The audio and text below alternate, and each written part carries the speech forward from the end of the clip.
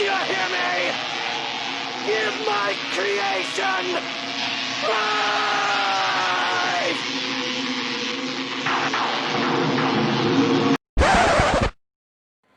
Wait. That doesn't really happen in the book. Hey, welcome to Frankenstein.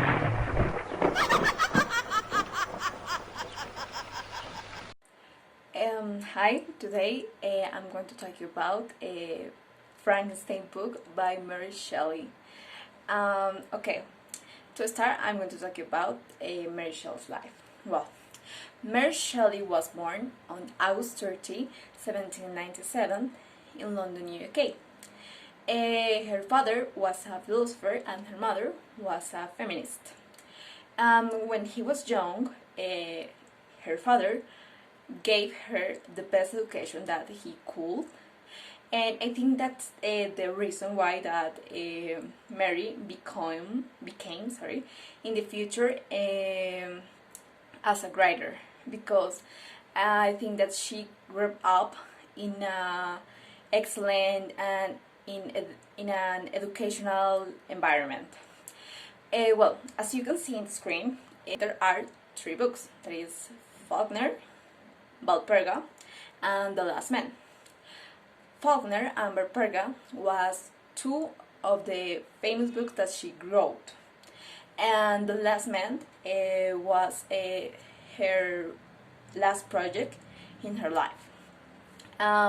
When Mary was 17 years old, she met this guy that is Percy Shelley, that in the future he became as Mary's husband. But before to talk about the relation between Percy and Mary, I'm going to talk about him. Who was Percy Shelley? Percy Shelley was an excellent and a famous romantic poet. But before to continue, I'm going to say that the philosophy of Mary was the Romanticism. So she was a romantic writer.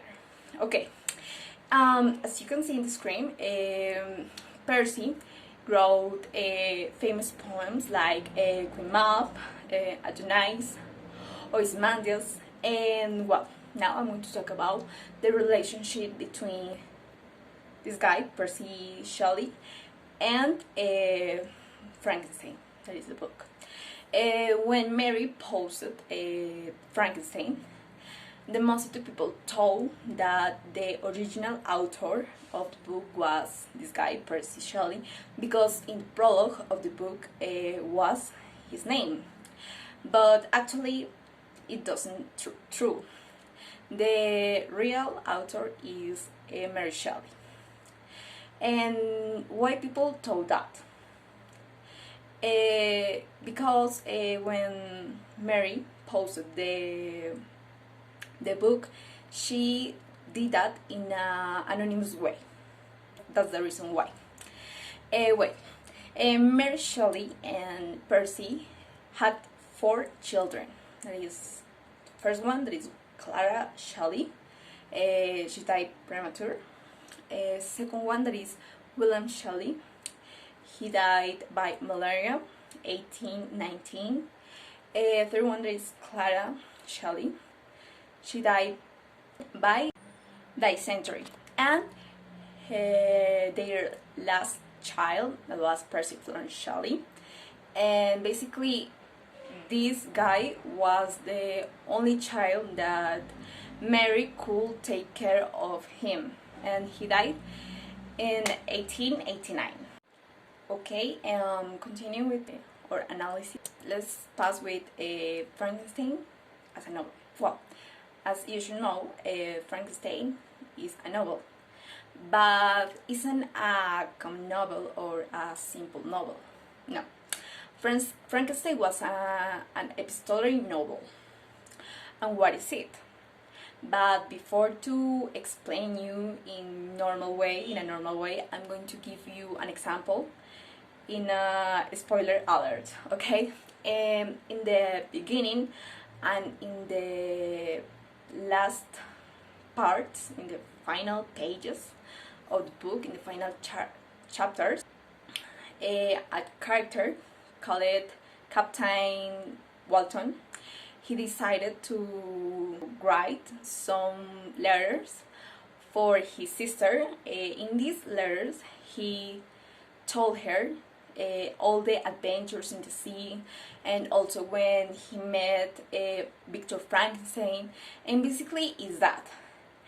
An epistory novel is a novel that is written by letters, and in the last chapter, this same character, Captain Walton, basically he finalized the book writing 2 letters to his sister.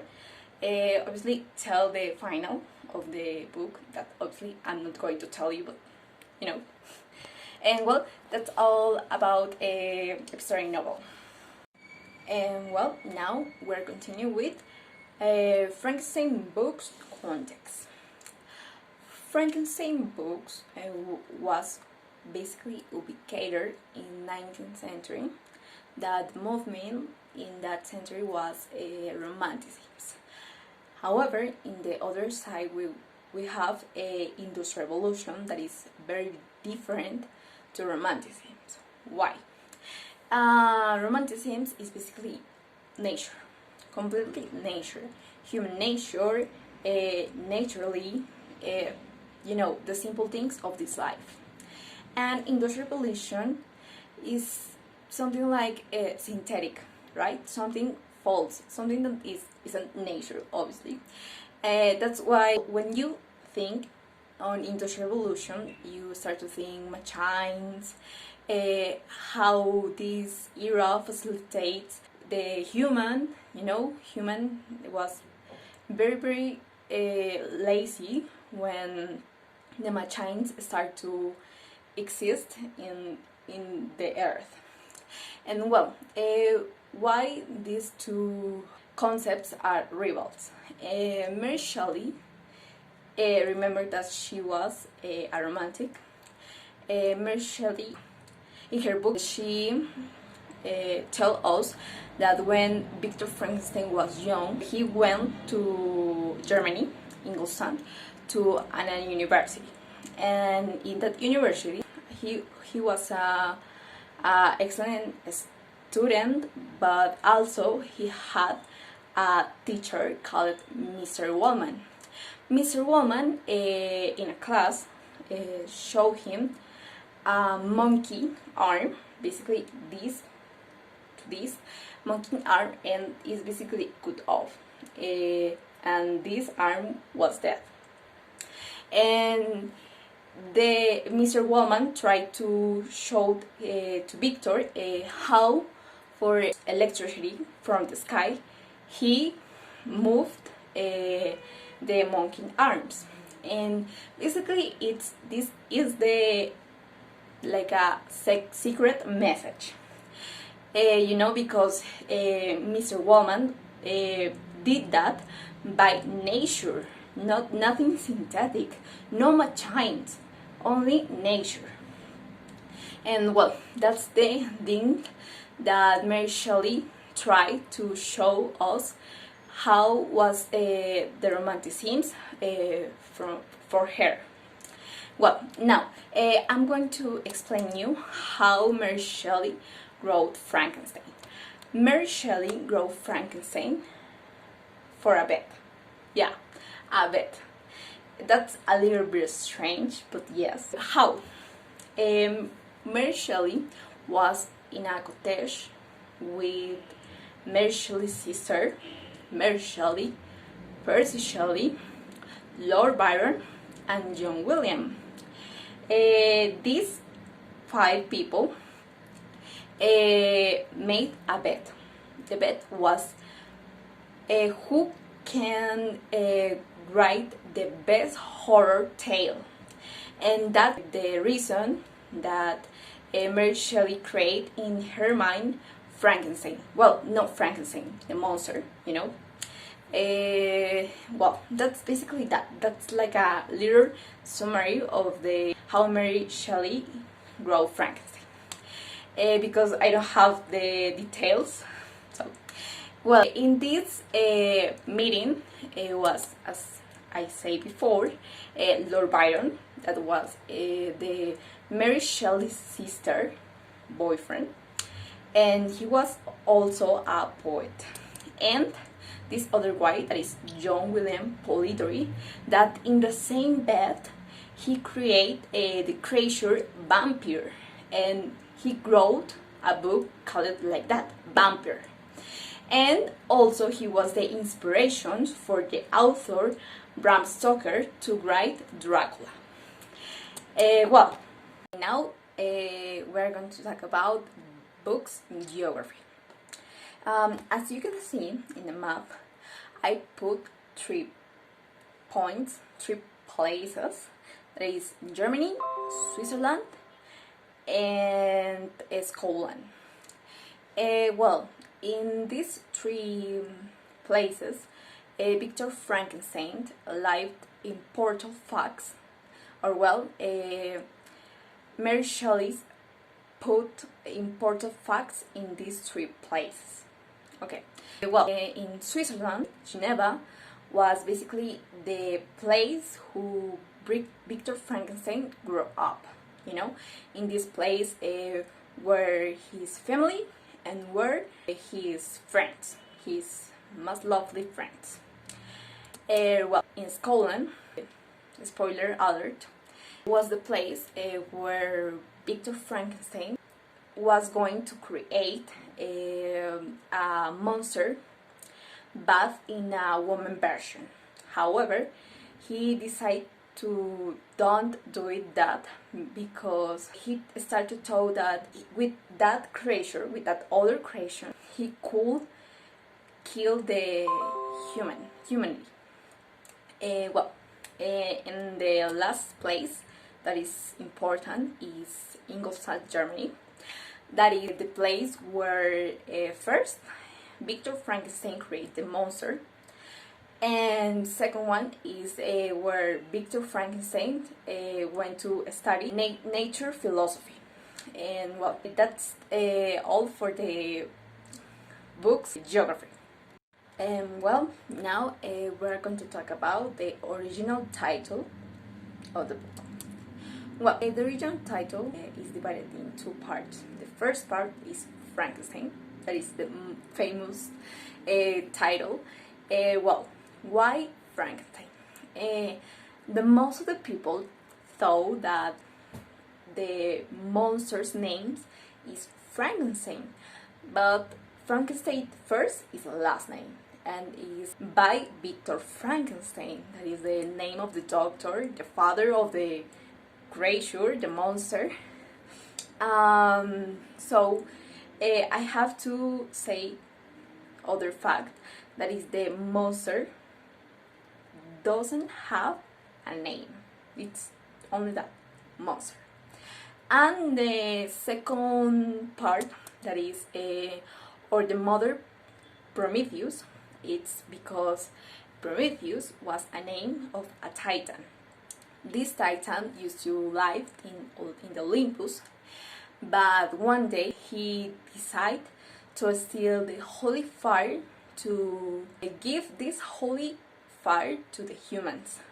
However, when Zeus noticed that, he decided to give a punishment for this titan, and the punishment was every day eagles was going to come to him and start to kill it. But remember that he was a titan, and a titan is immortal. So her punishment was first be killed by eagles every day, and also be immortal and never die. And what's the relation between this story about Prometheus and the book Frankenstein, or Modern Prometheus? Is that, as we know, well, Victor Frankenstein was the father, was the man who created the monster, and this monster was his punishment, because basically he left the monster. He isn't a responsible father with him, and his irresponsibility is the reason why that the monster started to kill all his family and all his friends, and that is his punishment, the killing of his lovely beings. And that's the like a relation between these both stories. Always has a punishment. And well, why or the mother? Obviously, this is like a lot of years ago. So the mother is because we are talking about 19th century. So you know, 19th century and Greek mythology. So they are very far. And well, that's all about original title. That is, remember, Frankenstein or the Modern Prometheus. Alright, and now we are going to pass with theories. And well, as you can see, we have two theories that is about human behavior. First one is theory from Rousseau. Theory from Rousseau say that man is naturally good and anything that is not natural has corrupted us from this natural state. Well, first of all, I'm going to explain this with an example from the book. Well, spoiler alert. When Victor Frankenstein created his creature, this creature escaped for a window. And this creature, at the first, he started to feel how is the feeling of feel thirsty, how is the feeling of feel hungry, how is the feeling of feel cold. But well, some days later he knew a family, average family, normal family. They lived in a cottage, so he started to view how is their life. And that is the point when the monster started to learn good things like how to be kind, how to be lovely, and because basically the example for the monster is the family, because it's, you know, a lovely family and lovely family that help each other. So he started to make things for them. And that's, you can see that the monster was a good person, or well, a good creature. However, when he wanted have an interaction with the family have a bad reaction from him. So basically the monster and the family they both have a fight. So it's here when the monster started to think feeling of revenge. And now I'm going to pass with the second theory, that is by Niccolo Machiavelli, and he said that man is naturally bad unless he is required to be good. And well, I'm not agree with this, because I think human is naturally good. However, with this concept, Machiavelli wanted to say to us that man naturally always is looking for power, always power, and that's why the human always try to be perfect, because if a human make any mistake, he think human never could be perfect and never could get the power. So basically this concept is about power. But I think, well, that's my personal opinion, that power isn't everything in this life. So tell me in the comments what is your favorite theory and what are you agree with this. To finalize this analysis, I'm going to give you my personal opinion about this book. I really enjoyed learn and read this book. It was very, very amazing, and I recommend this book. However, if you're going to read this book, please forget everything that you think that you know about Frankenstein, because that happened to me at the first when I started to read this book. I have the typical picture about everything that films talk to me about Frankenstein. So please, if you're going to read this amazing book, forget everything about the new thing that you know about Frankenstein. Well, that's all. Thanks for your attention and see you later. Bye!